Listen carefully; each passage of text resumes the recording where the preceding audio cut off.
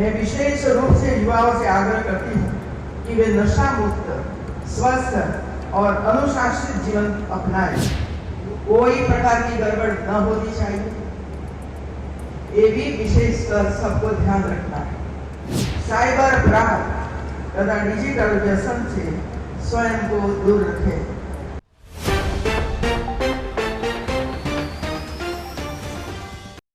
आजमगढ़ स्थित महाराजा सुहेलदेव विश्वविद्यालय में मंगलवार को तृतीय दीक्षोत्सव समारोह का भव्य आयोजन हुआ। समारोह में 74 विद्यार्थियों को उनकी शैक्षणिक उपलब्धियों के लिए उपाधियां प्रदान की गईं। इनमें 26 छात्र और 48 छात्राएं शामिल रहीं। 11 विद्यार्थियों को स्नातक और 63 विद्यार्थियों को परास्नातक की उपाधि दी गई। वहीं उत्कृष्ट प्रदर्शन करने वाले विद्यार्थियों को कुल 20 पदकों से सम्मानित किया गया। उत्तर प्रदेश की राज्यपाल एवं राज्य विश्वविद्यालयों की कुलाधिपति आनंदीबेन पटेल की अध्यक्षता में आयोजित दीक्षोत्सव में विद्यार्थियों को उपाधि एवं पदक प्रदान किए गए। राज्यपाल ने सभी उपाधि प्राप्त करने वाले विद्यार्थियों को उनके उज्जवल भविष्य की शुभकामनाएं दी और कहा कि आज का दिन विद्यार्थियों के जीवन में नई जिम्मेदारियों की शुरुआत का दिन है। अपने संबोधन में राज्यपाल आनंदीबेन पटेल ने युवाओं को देश की सबसे बड़ी ताकत बताया। उन्होंने विद्यार्थियों से अनुशासित जीवन जीने, नशे से पूरी तरह दूर रहने और सकारात्मक सोच के साथ आगे बढ़ने की अपील की। उन्होंने कहा कि शिक्षा का उद्देश्य केवल डिग्री हासिल करना नहीं, बल्कि अर्जित ज्ञान और प्रतिभा का इस्तेमाल समाज और राष्ट्र हित में करना भी जरूरी है। राज्यपाल ने विद्यार्थियों से अपने जीवन में जिम्मेदारी, आत्मविश्वास और सकारात्मक सोच को अपनाने का आह्वान किया। उन्होंने कहा कि वह अपनी प्रतिभा और ऊर्जा का सही दिशा में उपयोग कर देश के विकास में महत्वपूर्ण भूमिका निभा सकते हैं। राज्यपाल ने केंद्र सरकार के 12 वर्षों की उपलब्धियों का भी उल्लेख करते हुए नई शिक्षा नीति को उच्च शिक्षा के क्षेत्र में महत्वपूर्ण उपलब्धि बताया।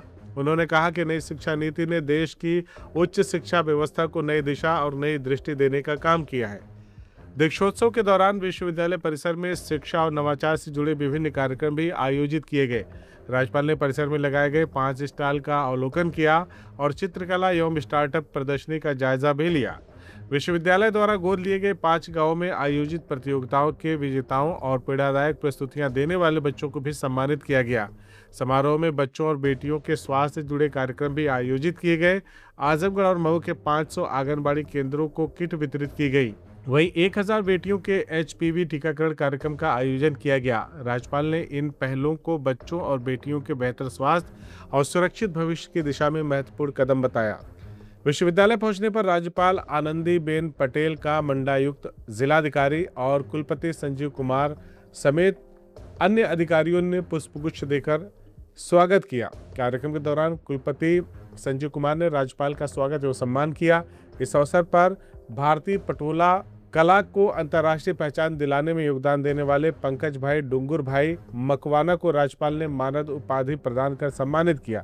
इस तरह महाराजा सुहेलदेव विश्वविद्यालय का तृतीय दीक्षोत्सव विद्यार्थियों की उपलब्धियों, शिक्षा, स्वास्थ्य और सामाजिक जिम्मेदारी के संदेश के साथ संपन्न हुआ। आज महाराजा सुहेलदेव विश्वविद्यालय के तृतीय दीक्षोत्सव में उपस्थिति एक सुखद अवसर। आप सभी को दीक्षोत्सव की हार्दिक बधाई देती हूँ। यह विश्वविद्यालय वीर शिरोमणि महाराजा सुहेलदेव के नाम पर स्थापित है। उनका जीवन राष्ट्रीय स्वाभिमान, सांस्कृतिक अस्मिता, साहस, संगठन और जन कल्याण का अनुपम उदाहरण है। एक ही व्यक्ति में इतनी क्वालिटी हो वो तो बहुत कम लोग होते हैं। उनके आदर्श हमें बताते हैं कि जब समाज अपने मूल्यों और संस्कृति के प्रति सजग रहता है, तब वह प्रत्येक चुनौती का सफलतापूर्वक सामना कर सकता है। उत्तर प्रदेश के सभी विद्यार्थी कोई न कोई व्यक्ति के साथ, स्वतंत्र सेनानियों के साथ, शिक्षाविदों के साथ जुड़ा हुआ निकालना चाहिए। और दूसरा, एक बार पढ़ाई है, एक बार पढ़ाई। देखो भैया, मैंने एक बार तय किया कि मुझे एमएड करना है, लेकिन मैं स्कूल में सर्विस करती थी, मास्टर ऑफ एजुकेशन। मैंने सैटरडे संडे को यूनिवर्सिटी में प्रवेश किया। और वहां मैं 2 साल पढ़ी। मुझे कोई जरूरत नहीं थी, लेकिन पढ़ना आवश्यक है। कंटिन्यूस कुछ न कुछ पढ़ना चाहिए, ये समाप्त नहीं होता है पढ़ना। और ऐसी कई महिलाएं हैं जो पढ़ना चाहती, अपना जो काम करती है ना, इसमें और कुछ करना चाहती है, ऑनलाइन डिग्री करना चाहती है, केवाईसी करना चाहती है। तो ऐसे ऐसे अलग प्रकार के कोर्सेज शुरू करके ऐसे लोगों को पढ़ाओगे तो मैं मानती हूँ कि जो एरिया पूरा गरीबाई से ग्रस्त है। मैंने बेटियों को देखा, मैं मेरठ में गई, वहां की बेटियों को देखा, और बीच वाला एरिया मैंने देखा और ये एरिया देखा। हमें पता चल जाता है कि बीमारी हमारी ये है कि गरीबाई, और गरीबाई में से निपटने के लिए, बाहर निकलने के लिए ऐसे रोजगार आवश्यक है। तो मेरा एक सुझाव और है, जो आज पढ़ने वाले विद्यार्थी हैं, यूनिवर्सिटी में पढ़ते हैं, कॉलेज में पढ़ते हैं, वहां भी ऐसा सर्टिफिकेट कोर्सेज उनके लिए करना चाहिए होगा। तो उन्होंने क्या क्या किया, मैंने 4 शब्द लिख दिया, शायद इतना ही पता होगा। और इसी वजह से इस बार मैंने सभी यूनिवर्सिटी को कहा है कि आपकी जो यूनिवर्सिटी जिस नाम से जुड़ी हुई है, ऐसे बुक आपके पास है, पहले तो लाइब्रेरी में देख लीजिए आप 10, और बच्चों को प्रेरित करिए कि बुक पढ़े। और इसमें से इसके जीवन की कई घटनाएं ऐसी होगी जो हमें प्रेरणा देती होगी। समाज को उसने क्या क्या दिया है, इसमें स्पीच हो, लेखन कार्य हो, जहां वो रहते थे वो नजदीक में हो तो वो दिखाया जाए कि कहाँ रहते थे, कैसे रहते थे, परिवार के लोगों के साथ मिलाया जाए। तो ये सभी प्रवृत्तियां साल भर में चलनी ही चाहिए, तो ही पता चलेगा कि जो यूनिवर्सिटी के भवन में बैठे हैं और ऐसे वरिष्ठ व्यक्तियों के नाम से भवन है, वैसे किसी का नाम इसे नहीं लिया जाता है, लेकिन कुछ करके गए और सालों तक लोग याद करते हैं उसके कार्य को। उनको हमें पहचाना चाहिए, समझना चाहिए। एफिलिएटेड कॉलेज भी यही काम करे। आपकी एफिलिएटेड कॉलेज कोई ना कोई नाम से होगी, याद नहीं है तो ये यूनिवर्सिटी का नाम है, इस पर चर्चा करिए और बच्चों को सिखाइए। आज के इस दीक्षोत्सव के 63,084 उपाधियां डिजी लॉकर पर अपलोड हुई।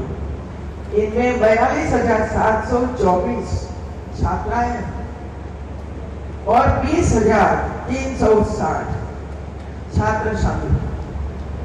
यह प्रसन्नता की बात है कि उच्च शिक्षा के क्षेत्र में हमारी बेटियां निरंतर आगे बढ़ रही हैं और कुल उपाधियों में उनकी भागीदारी लगभग 2/3।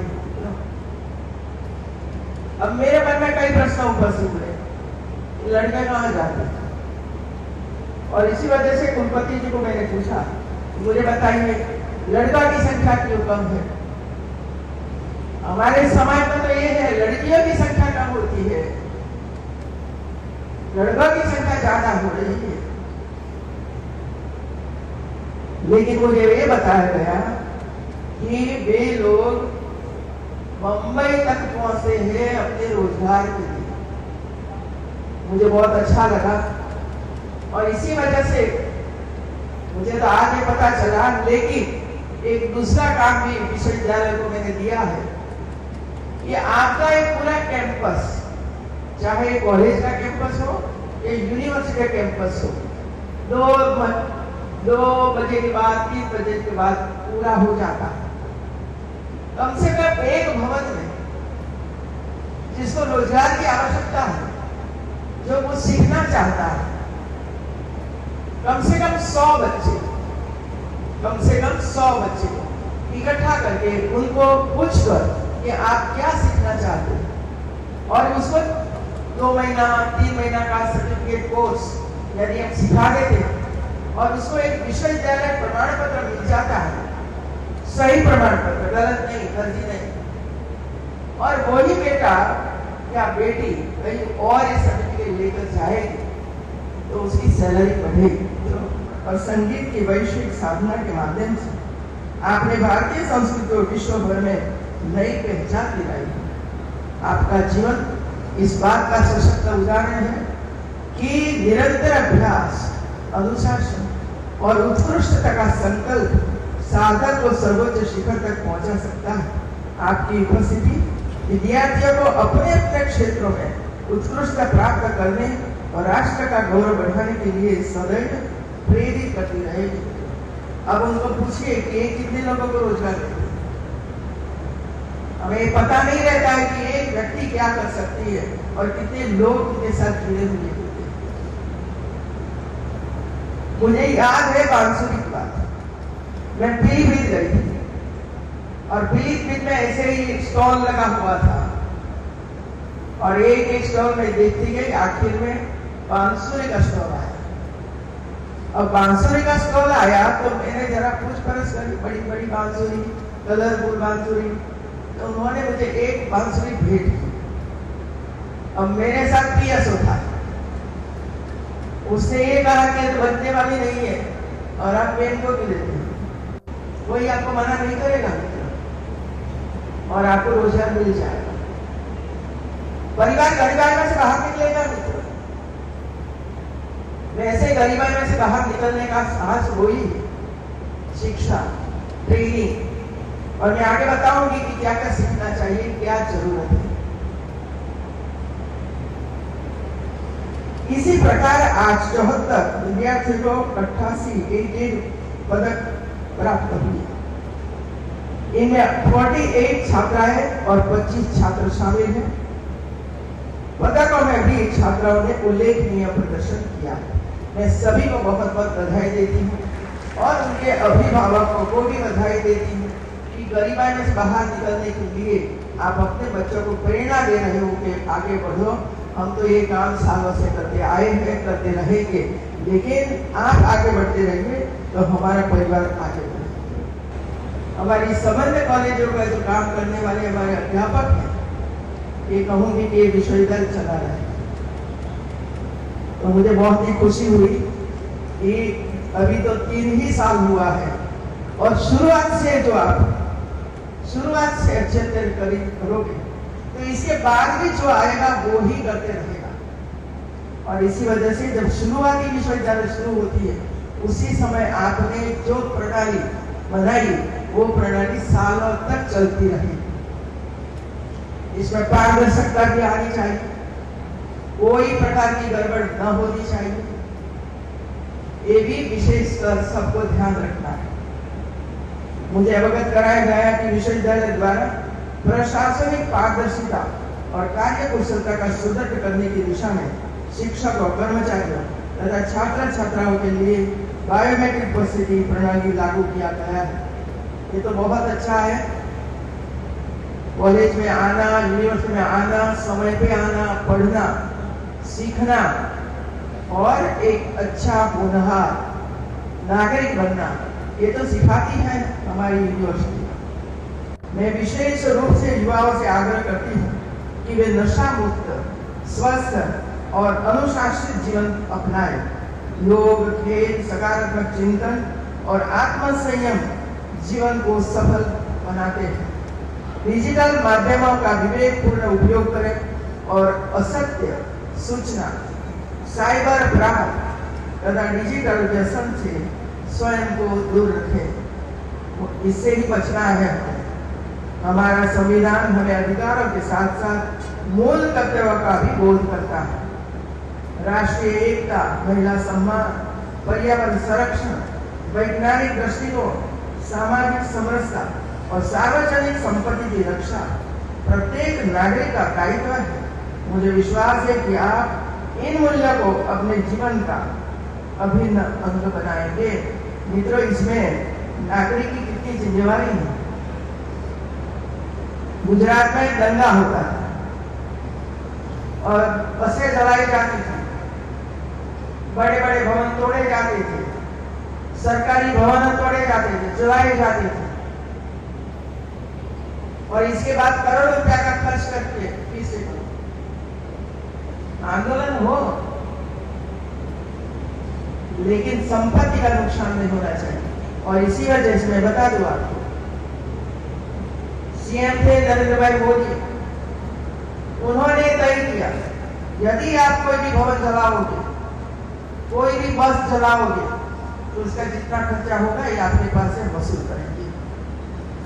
रोड है, घूमिए ना, किसी ने ना नहीं किया।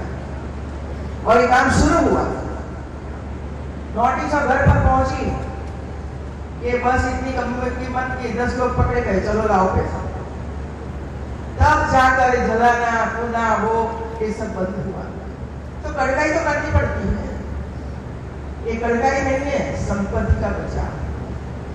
कितनी बार सरकारें खर्च करेगी, एक बार बन गया इतना सुंदर भवन, 25 साल 30 साल तक कुछ नहीं होगा उसको। और अच्छी तरह से आने वाले समय में बच्चे आएंगे, बैठेंगे, सीखेंगे। यदि एक छोटी सी चीजों के लिए आप लोगों ने चला दिया तो फिर बच्चे कहाँ जाएंगे। वर्ष 2016, एक सपना, एक संकल्प और विश्वास की एक नई शुरुआत। आज गोमती ग्रामीण निधि लिमिटेड उत्तर प्रदेश में लगातार बढ़ते ब्रांच सेंटर्स, आधुनिक सेवाओं और समर्पित टीम के साथ विश्वास की नई पहचान बन चुकी है।